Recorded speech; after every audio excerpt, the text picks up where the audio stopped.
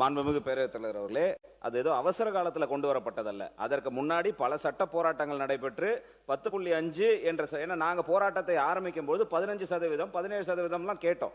10.5 என்பது Janardhanan commission, backward class கமிஷனுடைய recommendation அடிப்படையில் 10.5 தான் இருக்கு அப்படின்ற பேச்சுவார்த்தையில் நீண்ட பேச்சுவார்த்தை நடத்தப்பட்டு எங்களால் அதுக்கு மேலே கொடுக்க முடியாதுன்றதுல தான் கொடுத்தாங்க. அதை ஜிஓ போட்டது மரியாதைக்குரிய அமைச்சர் அண்ணன் சொன்ன மாதிரி திமுக அரசு. இதில் எங்களுக்கு மாற்று கருத்து எதுவுமே இல்லை. வழக்கு தொடரப்பட்டு உச்சநீதிமன்றத்தில் அரசாங்கத்துடன் கூட்டு பாட்டாளி மக்கள் கட்சியும் எங்களுடைய தலைவர் நிறுவன தலைவரும் இம்ப்ளீடிங் பெட்டிஷனரா போய் வாதாடிய பிறகு கிடைக்கப்பட்ட ஜட்ஜ்மெண்ட்ல எங்கேயுமே பாப்புலேஷன் சென்சஸ் கேட்கப்படவில்லை.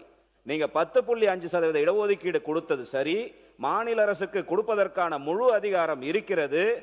அவர்கள் எப்படி பின்தங்கி இருக்கிறார்கள், அந்த வன்னிய மக்கள் எப்படி சமுதாயத்திலையும் பொருளாதாரத்திலும் பின்தங்கி இருக்கிறார்கள் என்ற குவான்டிஃபையபிள் டேட்டா தான் கேட்டாங்களே தவிர பாப்புலேஷன் டேட்டா சுப்ரீம் கோர்ட் கேட்கவே இல்லை. அதை தான் நாங்கள் திருப்பி பண்ணோம்.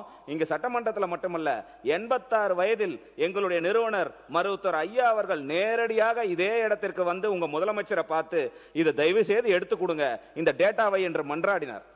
சட்டமன்றத்தில் என் கால் படாது, நாடாளுமன்றத்தில் கால் படாது என்று சொன்ன எங்க தலைவர் நேரா வந்து பண்ணார். அதற்கு பிறகு நீங்க கமிஷன் அமைச்சீங்க.